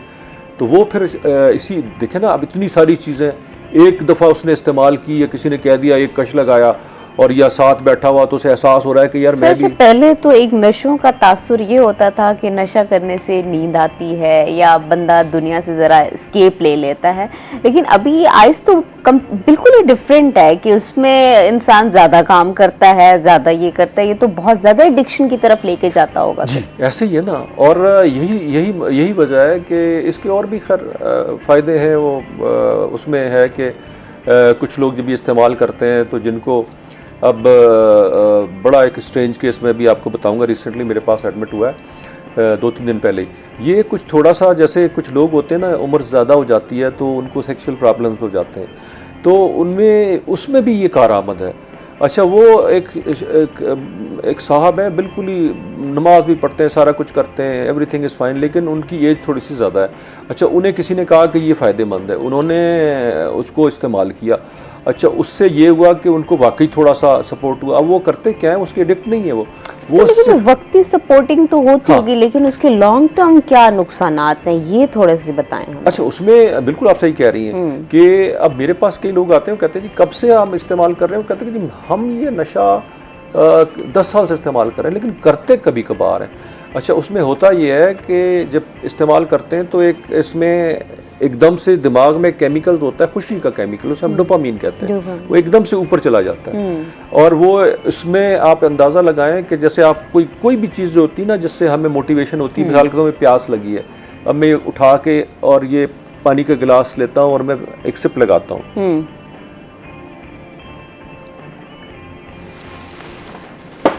अब ये पानी, अब मुझे प्यास लगी, फ्रस्ट्रेशन हुई, तलब हुई पैदा, उसके बाद मैंने मोटिवेशन के लिए मुझे डोपामीन की ज़रूरत है, मतलब जब मैंने पिया तो मुझे कुछ मज़ा आया तो मैंने डोपामीन रिलेटेड है, मतलब इसको पीने में और इस तक जाने में जो दिमाग ने जो केमिकल इस्तेमाल किया वो डोपामीन है। अब खाना, बहुत अच्छा खाना, अब खुशबू आई, आपने खाना जल्दी जल्दी खाया, तेज़ खाया, बड़ा एंजॉय किया, आप ज़हर है अगर खाना पड़ा है और आपको दिल ही नहीं चाहे तो आप तो रोटी नहीं तोड़ते, लेकिन आप में मोटिवेशन के लिए वो चाहिए। इसमें ये होता है कि जैसे अच्छे खाने में 100 डिग्री कह लें या 100 ml कह लें, 100 डिग्री कह लें, मतलब एक यूनिट कह लेते हैं हम, 100 यूनिट अगर इस्तेमाल होती है तो वुड यू बिलीव कि जब इंसान आइस, मिथाइल विटामिन या आइस इस्तेमाल करता है या क्रिस्टल मेथ इस्तेमाल करता है तो वो 1000 से 1200 गुना जो है ना यूनिट बढ़ जाता है। तो इससे आप अंदाज़ा लगाएं कि अब एक खाना खाने में आपको 100-200 यूनिट दरकार है कि आप जाएंगे खुशी खुशी खाना खाएंगे, आपको मज़ा आएगा। वो एक्चुअली ये दिमाग को हाईजैक कर लेती है।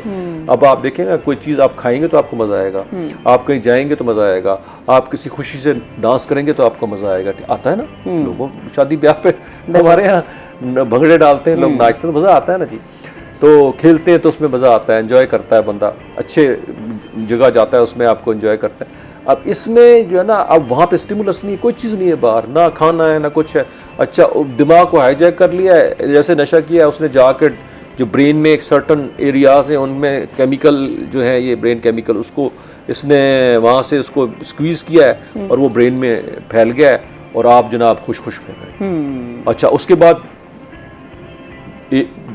2 दिन 3 दिन 6 घंटे 10 घंटे डिपेंड करता है आपने कितने इस्तेमाल की, तो आप एक्टिव हैं, बहुत ज़्यादा एक्टिव है, फिर आता है एकदम से क्रैश आता है, फिर उसके बाद एकदम से क्रैश आता है, ज़ाहिर डोपामीन ख़त्म हो गई, फिर आप बिल्कुल ऐसे पड़े हुए हैं, नींद आ रही है, आप पढ़ के सो जाते हैं, यानी पहले आप जाग रहे हैं और फिर आप 2-2-3 दिन सो रहे हैं। और ये अलामत जो है ना, जो मतलब अगर इस तरह की अलामत आपके बच्चे में आने लगे कि वो जागता रहता है फिर 2-2 दिन पढ़ के सोता है, तो वो फिर बंदे पेरेंट्स को ना अलार्मिंग होना चाहिए कि ये देयर इज समथिंग रॉन्ग, कोई चीज़ ख़राब है, कि मे बी शायद ये आइस ने इस्तेमाल करो, फिर उसका टेस्ट करवाते हैं यूरिन में और ब्लड में मिथाइल एम्फेटामिन आ सकता है। अच्छा सर, दूसरा एक ये भी काफ़ी इशू आता है, अक्सर सुनने में भी मिलता है, फर्स्ट ब्लड टेस्ट में आ जाता है कि बच्चा ड्रग्स एडिक्शन में है या नहीं आता, इसको कैच करना? बिल्कुल आ जाता है। अच्छा आ जाता है, बिल्कुल आ जाता है। देखिए इसके मेटाबोलाइट्स है ना, अच्छा इसके जो है ना मतलब जो जब ये इस्तेमाल होती है तो ज़ाहिर है उसने ब्रेन में जाना है, खून में जाना है, फिर उसको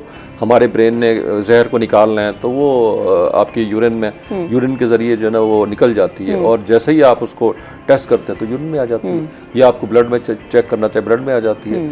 इवन आप अगर कोई शख्स जो है ना चर्स इस्तेमाल करता है तो चर्स तो जो है ना वो मे बी यू सी के मतलब बंदा छोड़ चुका है, महीनों गुजर गए, फिर भी उसकी बॉडी से जो ना डिटेक्ट हो जाती है, क्योंकि वो फैट के अंदर जाकर डिपॉजिट हो जाती है। तो इसलिए वो जो ना उसमें जिस तरह जहर होता है ना आर्सेनिक, वो इस्तेमाल करते हैं, तो चाहे उसको जो ना मार दिया हो तो वो मर गया हो, दफन हो गया हो, और कभी किसी को शक हो जहर देके मारा है तो वो उसकी लाश निकालते हैं तो वो उसकी हड्डियों तक में से निकल आती है, तो इसी तरह ये डिपॉजिट हो जाती है। लेकिन ये इसका कुछ टाइमिंग कम है, मतलब ये आती है, दिमाग को इस्तेमाल कर दिमाग को ख़राब करती है, दिमाग पे छा जाती है, अपने आप की एक्टिविटीज़ दे जाती हैं, उसके बाद ये निकल जाती है। पहली ही दफ़ा इस्तेमाल करने के बाद आप उसको ले जाएं, लेकिन 24 घंटे के अंदर ठीक, तो फिर उसके बाद जो ना आप डिटेक्ट कर सकते हैं। ओके, कॉन्वर्सेशन को यहीं से कंटिन्यू करेंगे नाज़रीन, अभी हम जाते हैं ब्रेक पे, हमारे साथ रहिएगा।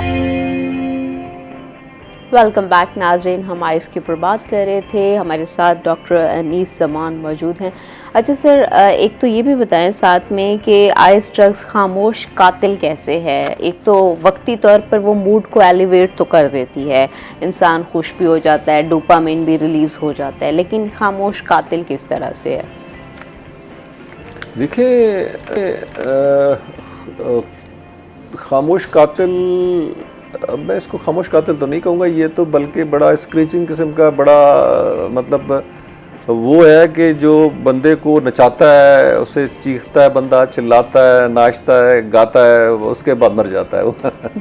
बस वो वक्ती तौर पर तो मिलती है अच्छा, शायद। वो इसको इस सेंस में कहते हैं कि लोगों को ये नहीं पता कि जब वो इस्तेमाल करते हैं इसको, तो एक आपने एक चीज़ को एबनॉर्मल इस्तेमाल किया है, अपने ब्रेन को एबनॉर्मली इस्तेमाल किया है, उससे फिर ये ना जिस्म पे, दिमाग पे, हार्ट पे, दांतों पे और आपके जो आपका खाने की इश्तहा है उसको ख़त्म करता है। तो ज़ाहिर है बंदे का वज़न ख़त्म हो जाता है, भूख उसकी उड़ जाती है। तो फिर ये दिनों में ही बंदा जो है ना ये बड़ी तेज़ी से जो है ना वो मौत की तरफ जाता है। और क्योंकि ये बंदा पकड़ा इस वजह से जल्दी जाता है कि अगर तो इसको कंट्रोल मिकदार में इस्तेमाल करें फिर तो शायद छुप जाए, रह जाए, लेकिन अगर इसको मुस्तकिल इस्तेमाल करें तो फिर जो है ना ज़्यादा से ज़्यादा हफ्ता, 10 दिन, 15 दिन में उसका दिमाग जवाब दे जाता है, क्योंकि बंदा सो नहीं पाता।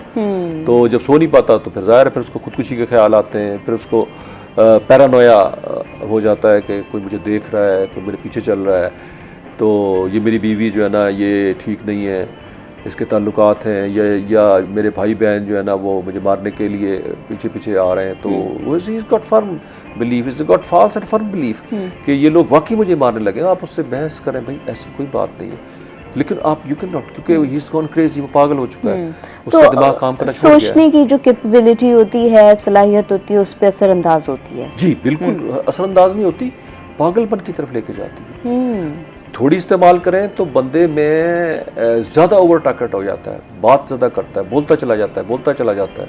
लेकिन जैसे ये इसका वक्त बढ़ता है, ज़्यादा टाइम के लिए इस्तेमाल करता है, तो फिर उसमें बेरब्त बातें हो जाती हैं, फिर गुस्सा ज़्यादा आता है, फिर जो है ना वो आउट ऑफ सेंस हो जाता है, फिर वो लड़ाई झगड़ा करने लगता है, फिर उसको यही नहीं पता होता वो क्या कर रहा है। आपने बड़ा मशहूर एक केस था, मेरे ख्याल में मुकद्दम केस था, इस्लामाबाद में एक था, तो जिसमें नूर मुकद्दम केस, जिसमें उसने इस हद तक उसको इस्तेमाल किया कि वो आउट ऑफ सेंस हो गया, उसने उसका बिहेड किया, उसको लड़की को बेचारी को उसका सर, उसका फिर उससे फुटबॉल खेली और अल्टीमेटली वो देखें क्या अंजाम, इतना तक। अच्छा सर, ये भी थोड़ा सा बताएं कि आजकल जो नौजवान हैं वो इतने ज़्यादा क्यों जा रहे हैं? एक तो क्या डिप्रेशन है इसके पीछे, अनएम्प्लॉयमेंट है, लेकिन जो आइस का नशा है वो ज़्यादातर हम जो देख रहे हैं या न्यूज़ आ रही हैं वो ज़्यादा एलीट कल्चर में नज़र आ रहा है, क्योंकि जितनी उसकी मालियत होती है वो कोई छोटा मोटा बंदा तो अफोर्ड नहीं कर सकता, कोई मजदूर तो अफोर्ड नहीं कर सकता। देखिए ये भी एक मिसकंसेप्शन है कि मेरे पास जो लोग आते हैं ना, अब उसमें कई लोग हैं कि वो देखा देखी लग जाते हैं। अच्छा, जो चर्स इस्तेमाल करते हैं, गरीब तबका जब चर्स इस्तेमाल करता है, भाई वो जैसे रक्शे वाले हैं, अब वो बेचारे मारे मारे फिरते हैं, इधर से पुलिस वाले ने धक्का दिया, आगे चले गए, उधर सवारी ना मिली और आगे चले गए। इसी तरह मजदूर तबका है, चर्स पी लेता है, काफ़ी सारे लोग हैं। अब वो जब जाते हैं तो अब जो हमारे जो बेचने वाले हैं इसको लो लेवल पे, वो बड़े चालाक हैं। वो क्या करते हैं, बजाय इसके कि उसको चर्स दें, कहते हैं ये नई चीज़ आई है, ये एक भी नहीं इस्तेमाल करेंदा तू, ये करना तू, तो उसका बड़ी किवें देंदे, उसने कहा जी फ्री मिलती है।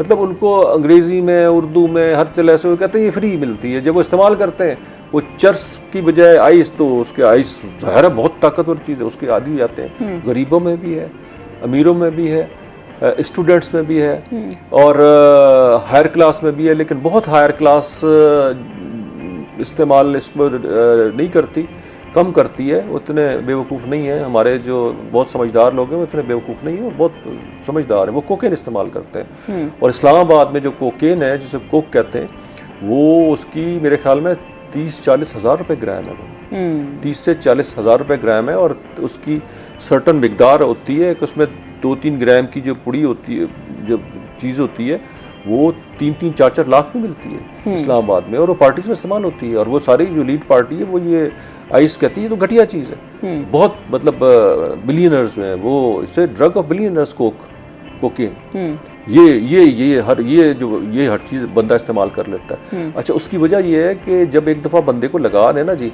तो आपका ख्याल है महंगी है, ये महंगी नहीं है। देखिए ये इसका है कि आपको डिमांड पे है और उस पे है कि आपको किस वक्त की ज़रूरत है। अब ये कोई इसका रेट तो है नहीं मार्केट में। अच्छा, नहीं मिल रही, बंदे को ज़रूरत है तो वो कहेगा दें जी दें, खुदा के लिए दो, खुदा के लिए दो।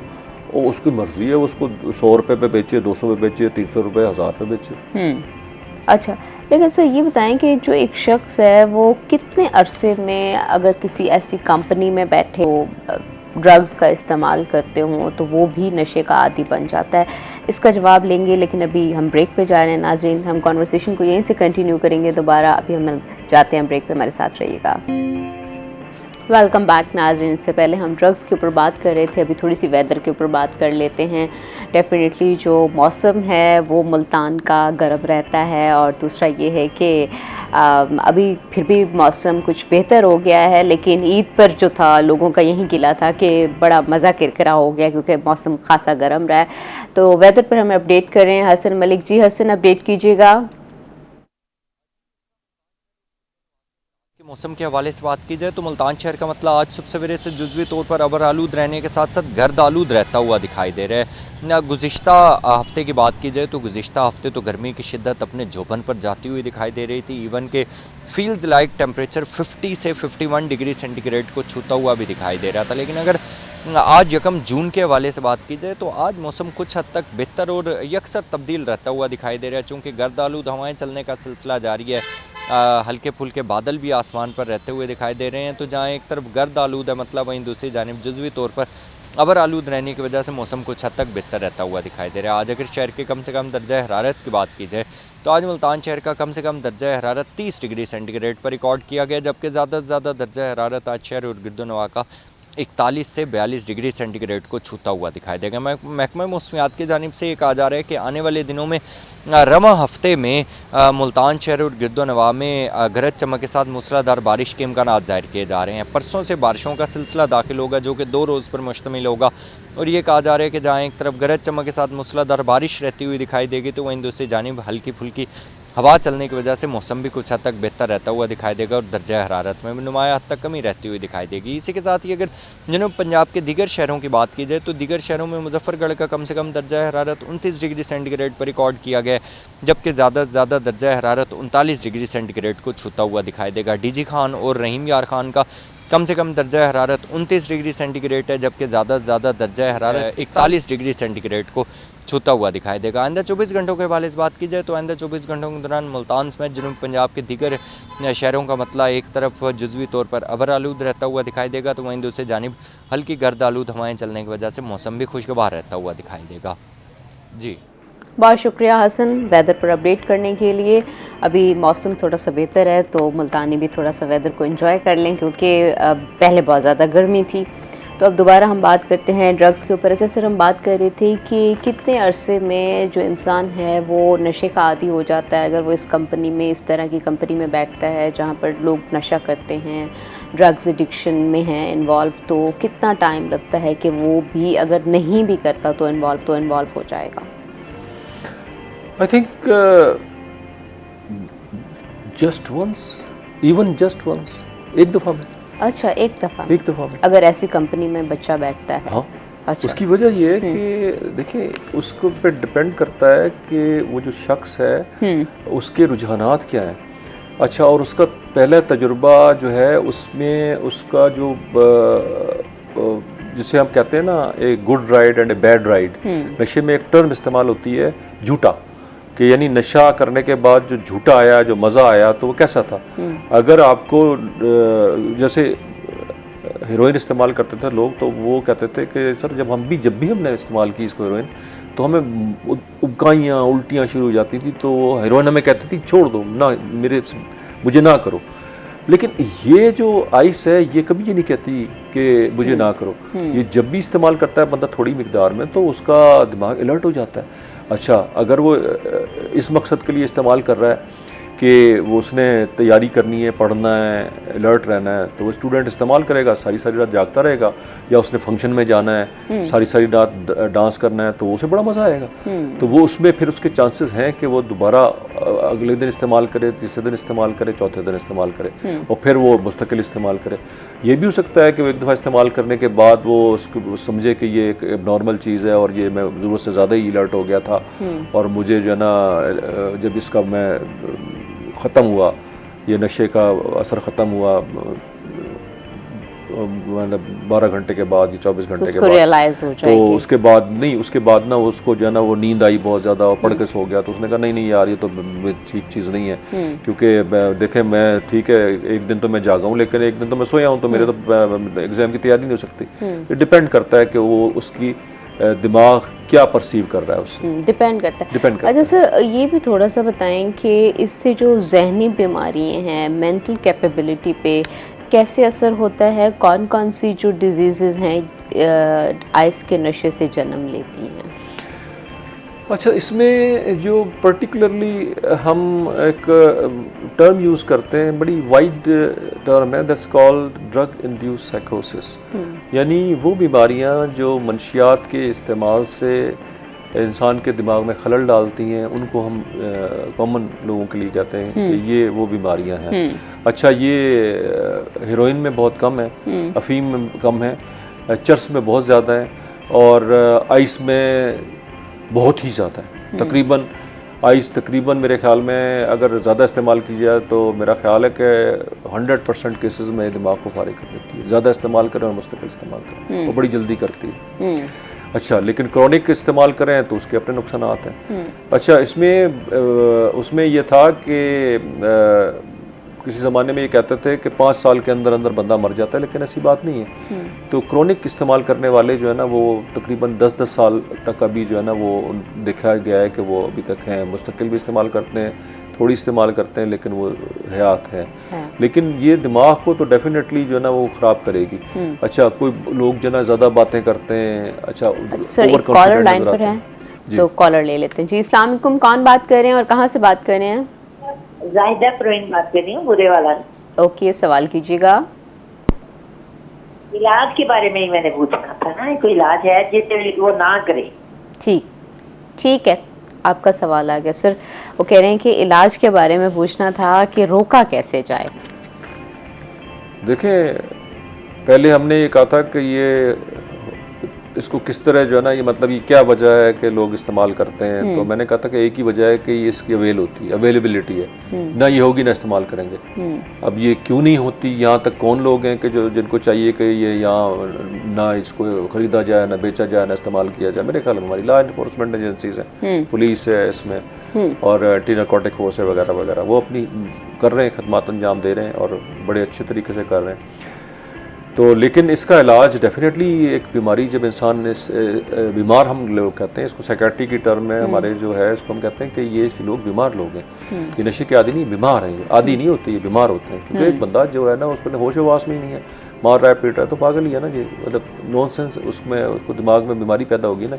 उसके लिए जो टिपिकल जो हॉस्पिटल्स हैं वो डिज़ाइंड होते हैं, उसमें सिर्फ नशे के आदि, नशे में मुब्तला के मर्ज़ में मुब्तला लोगों को रखा जाता है और वहाँ पर जो है ना उसमें एक माहिर नफ्सियात डॉक्टर, साइकेट्रिस्ट, एक माहिर नफ्सियात साइकोलॉजिस्ट जो बातों से और आपके सजेशंस दे के, आपकी ग्रुप थेरेपी करके, फैमिली थेरेपी करके और इंटरपर्सनल काफ़ी सारी थेरेपीज़ हैं, कॉग्निटिव थेरेपी करके काफ़ी सारी हमारी ये जो हमारी नफ्सियात होती हैं जो MBBS नहीं, MSc साइकोलॉजी करने के बाद या और कोई डिग्री इसके अलावा भी इस्तेमाल करती है, मास्टर्स करने के बाद आती है, तो वो उनका भी ज़रूरी है। फिर पूरी टीम वर्क है, सोशल वर्कर भी होता है, फिर काउंसलर्स होते हैं, तो काउंसलिंग जो करते हैं वो, तो ये सारा करने के बाद जो सेंटर्स में दाखिल करते हैं और उसमें जो उनको सेंटर्स में वहीं रखा जाता है ताकि एक तो वो नशे से दूर रहें, फिर उनका मेडिकल ट्रीटमेंट किया जाए। अगर वो दिमागी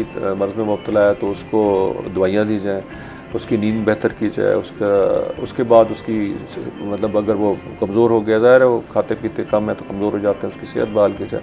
उसके बाद कोई सर्टन टाइम के बाद, मे बी 15 दिन, 20 दिन, महीने के बाद उसको हम जब इस काबिल हो जाता है कि वो आपकी बात सुन सकता है, समझ सकता है, तो फिर उसकी थेरेपी की जाए।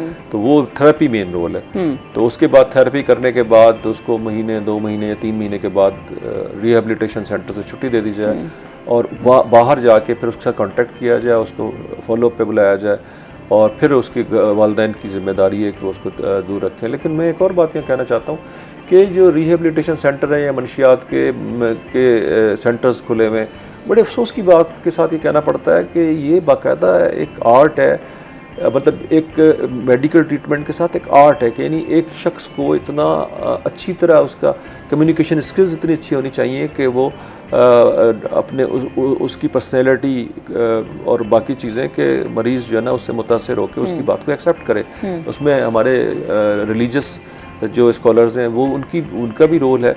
लेकिन हमारे यहाँ तो हाल ये है कि मतलब मैं परेशान हूँ कि यहाँ पर बैरों ने खोले हुए हैं, यहाँ पर मतलब मैट्रिक पास लोगों ने खोले हुए हैं, यहाँ पर बिल्कुल इलिटरेट बंदे के पठान हैं उन्होंने खोले हुए हैं।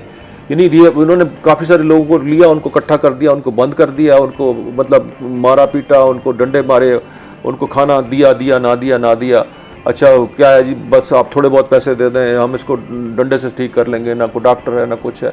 तो मेरी समझ से बाहर है कि पाकिस्तान में किस तरीके से ये रिहेबिलिटेशन सेंटर्स के नाम पर जो है ना लोग लूट मार कर रहे हैं और लोगों को ख़राब कर रहे हैं ये। तो इसका फ़ायदा कोई नहीं है, इसको बंद कर देना चाहिए। कोशिश करें कि ऑथेंटिक, लेकिन ऑथेंटिक डॉक्टर, जहाँ पर साइकियाट्रिस्ट, कम अज़ कम एक साइकियाट्रिस्ट ज़रूर हो, या वो भी नहीं है तो कम अज़ कम जो है क्वालिफाइड डॉक्टर ज़रूर हो जिसको थोड़ा बहुत एक्सपीरियंस हो।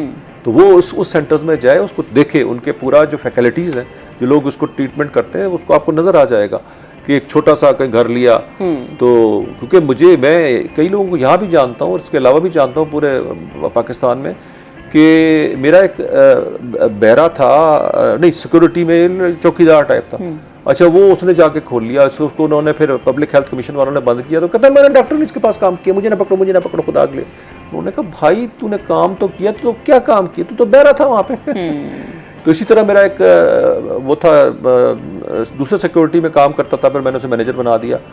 उसने वो तकरीबन मेरे ख्याल में वो कोई लाइफ मतलब ज़िंदगी है ना, मेरा मतलब नई ज़िंदगी का नाम चलता है, तो फिर नई रोशनी बना लिया, लाइफ बना दिया, नई लाइफ बना दिया, लाइफ केयर बना दिया, नई रोशनी बना दिया। तो बेशुमार लोगों ने ना वो मिलते जुलते नाम, और ये भी कहा कि जी हमने डॉक्टर नी से इलाज करवाया, और वो मतलब मेरे से जो काम करके निकलता गया, उसने अपने सेंटर बनाता गया और कोई पूछगछ नहीं है। और लोगों को बेचारों को जो है ना वो माल पैसे लूट रहे हैं, वो बना रहे हैं बस। तो वो जहाँ इलाज करवाएं, लेकिन इसके पास आउटडोर भी ट्रीटमेंट हो जाता है। समटाइम्स अगर आपके पास पैसे नहीं है, आउटडोर भी हो जाता है, अच्छा हो जाता है। लेकिन वही है कि डॉक्टर को पता होना चाहिए कौन सी दवाई देनी है, कैसी देनी है, कब देनी है। ज़रूरी नहीं है दाखिल करवाएं। मेरे पास काफ़ी सारे ऐसे लोग भी आते हैं कि जिनको जस्ट मैं दवाई लिख देता हूँ और अल्हम्दुलिल्लाह वो घर पर ठीक हो जाते हैं। घर पर ठीक हो जाते हैं। आउटडोर भी इसका ट्रीटमेंट हो सकता है। नाज़रीन अभी हम जाते हैं छोटी सी ब्रेक पे, ब्रेक से वापस आएंगे तो कॉन्वर्सेशन को यहीं से कंटिन्यू करेंगे। हमारे साथ रहिएगा। वेलकम बैक नाज़रीन। इससे पहले हम ड्रग्स के ऊपर बात कर रहे थे, तो अच्छा सर हम जहनी बीमारियों के ऊपर बात कर रहे थे कि कौन कौन सी जहनी बीमारियाँ जो हैं वो अफेक्ट कर सकती हैं। यानी कौन कौन सी जहनी बीमारियाँ आइस की वजह से पैदा होती हैं। उसमें यह है कि अगर एक शख्स में पहले से कोई ख़ानदानी कोई मतलब कमज़ोरी हो, अगर वो ख़ानदान उसका मतलब उसके ख़ानदान में एक बाइपोलर हम कहते हैं इलनेस, जिसमें बंदा जो है ना बाहर में बड़ा खुश होता है, या मौसम जब तब्दील हो रहा होता है तो आउट ऑफ दी ज़्यादा वे जाके बहुत ज़्यादा बातें करता है, बहुत ज़्यादा खुश होता है, और समटाइम्स जो है ना मतलब पागलपन की हद तक जो है ना वो एक्टिव हो जाता है, तो नींद नहीं आती। अच्छा सर, जो relationship between drugs and depression है आइस का और इसका, ये किस तरह एक साइकिल चलता है? पहले इंसान डिप्रेशन का या डिप्रेशन वाले नहीं भी होते वो भी ड्रग्स एडिक्शन में चले जाते हैं, ज़्यादा चांसेस किसके होते हैं, डिप्रेशन वालों के? अच्छा, मैं वही उसी तरफ आ रहा था कि एक तो वो लोग हैं कि जो पहले से जिनके ख़ानदान में प्रॉब्लम्स होते हैं, जेनेटिकली वो उनमें बीमारी के चांस ज़्यादा होते हैं, जब वो आइस इस्तेमाल करते हैं तो बड़ी तेज़ी से वो बीमारी उनमें आ जाती है। बाइपोलर इलनेस कह सकते हैं। अगर उसके ख़ानदान में कोई शाज़ोफ्रीनिया, जिसको हम स्किज़ोफ्रीनिया बेसिकली कहते हैं, अगर वो है तो जैसे ही वो ये इस्तेमाल करेगा आइस, वो उसमें आ जाएगी। अच्छा, फिर ये डिप्रेशन क्योंकि जाहिर है कि खुशी का मादा तो आपने इस्तेमाल कर लिया तो अल्टीमेटली डिप्रेशन का शिकार हो जाएगा। और जहाँ तक आपकी बात है कि ये अगर वो डिप्रेस होगा तो ज़्यादा इस्तेमाल करेगा, ये बिल्कुल ठीक बात है कि अगर एक शख्स जो है ना उसको जिसको हम कहते हैं माइनर मेंटल इलनेसेस, डिप्रेशन उसमें आती है कि बेचैनी, इस तरह डिप्रेशन, ओवर थिंकिंग और अपसेशन के बार बार ये माइनर इलनेसेस में आती है। मेजर मेंटल इलनेसेस में आती है कि जब आपका जो है ना सोच आपकी जो ख़राब हो जाए, आप और आपका माहौल से ताल्लुक़ ख़त्म हो जाए कि आपको ये पता ही नहीं कि आप कहाँ बैठे हैं कहाँ नहीं बैठे, और आपका रियलिटी से आप आउट ऑफ टच हो जाए, यानी आप समझने लगें कि ये जो है ना ये बंदा जो है ना ये मेरा दुश्मन है, हालांकि रियलिटी में कोई ऐसी बात नहीं। तो वो इलनेसेस जो है ना उनको मेजर मेंटल इलनेसेस कहते हैं। तो वो उसमें इस्तेमाल करने के चांसेस ज़्यादा है। अच्छा। और डिप्रेस, ज़ाहिर है जो बंदा डिप्रेस होता है तो वो तो कोई ना कोई चीज़ का सहारा तो बिल्कुल लेता है, कोई ना कोई चीज़ का सहारा। अच्छा सर, जो आइस के या वैसे भी ड्रग्स एडिक्शन में इन्वॉल्व हैं, बच्चे हैं, बड़े हैं, तो उनकी जो फैमिलीज़ हैं उनको क्या ऐसे इक़दामात उठाने चाहिए कि कोशिश की जाए कि ये थोड़ा सा ड्रग्स एडिक्शन से दूर हों, हट जाएं, ख़त्म करते हैं? देखिए फैमिलीज़ को, एक तो आजकल का दौर वो तो दौर नहीं है कि एक आप वालिदैन जो है ना वो जो हमारे दौर में सख्त गिर होते थे और डंडा उठा के साथ भी डंडा उठा लेते थे और वालिदैन भी डंडा उठा लेते थे। तो आजकल का वो दौर है कि आप बच्चे को समझें, उससे फ्रेंडशिप करें, उसके प्रॉब्लम्स को सुनें और उसका हल निकालें जितना आप। और दूसरी बात ये है कि आप बच्चे के सामने कभी बच्चे का इमेज जो है ना वो वालिदैन के बारे में बड़ा स्ट्रॉन्ग होता है। अच्छा, वो ये कहता है कि मेरा बाप दुनिया का ताकतवर तरीन बंदा है, ये उसका इमेज है, और ये मेरा वालिद जो है ना वो दुनिया का अमीर तरीन बंदा है, ये मुझे हर चीज़ लेकर दे सकता है। मेरा वालिद जो है ना मतलब वो मेरे अलावा जो है ना वो किसी को मोहब्बत कर ही नहीं सकता, सबसे ज़्यादा मुझे चाहता है। और जहाँ पे वो ब्रेक होता है, यानी आपने उसको इमेज दिया है कि मैं तुम्हारी केयर भी करता हूँ, मैं तुम्हारे बारे में सोचता हूँ, लेकिन जैसे ही आप कोई ऐसी बात करते हैं, उसके सामने सिगरेट पीते हैं, वो उस पर इमेज एकदम से उसका शटर हो जाता है, फिर वो आप पे तवज्जो कम करता है, वो फिर अपने हिज ओन चला जाता है। अगर आप कहते कुछ हैं करते कुछ हैं, मतलब कहते हैं कि ईमानदार हैं, ईमानदारी करनी चाहिए, झूठ नहीं बोलना चाहिए, परहेजगारी करनी चाहिए, नमाज़ पढ़नी चाहिए, नशा नहीं करना चाहिए, एट द सेम टाइम आप सिगरेट पीते हैं, और वो देख रहा होता है कि समटाइम्स जो है ना आप गुस्सा भी कर रहे होते हैं, और वो ये भी देखता है कि कभी कभार आप ईद बकरीद पे शराब पी के लड़खड़ाते हुए भी आ रहे होते हैं, तो वो देख रहा होता है कि आज वालिद को क्या हो गया। फिर आप कहते हैं गुस्सा नहीं करना चाहिए, लेकिन जैसे शाम होती है तो आप अपनी बेगम को जनाब ऊंची आवाज़ में बात करना भी शुरू करते हैं। तो ये जो है ना जो मॉडलिंग है, फिर वो आप जो कहते हैं वो नहीं होती, बल्कि वो जो बिहेवियर है वो मॉडलिंग होती है, वो मॉडलिंग होती है। अच्छा, डॉक्टर अनीस ज़मान खान, आपका बहुत बहुत शुक्रिया, आपने अपना कीमती वक्त दिया है। नाज़रीन, आज जो मैंने ये खूबसूरत सा ड्रेस पहना हुआ है ये सफ़िया खानम का है, आप भी इनके आउटलेट को विज़िट कर सकते हैं, बहुत अच्छे अच्छे कलर्स और बहुत अच्छे अच्छे एम्ब्रॉयडरी वाले ड्रेसेस आपको मिलेंगे। नाज़रीन, आज तक के लिए इतना ही। अपनी होस्ट युसरा बलोच को रोही@10 से दीजिए इजाज़त, फिर मिलेंगे नए मेहमानों के साथ, तब तक के लिए अल्लाह हाफिज़।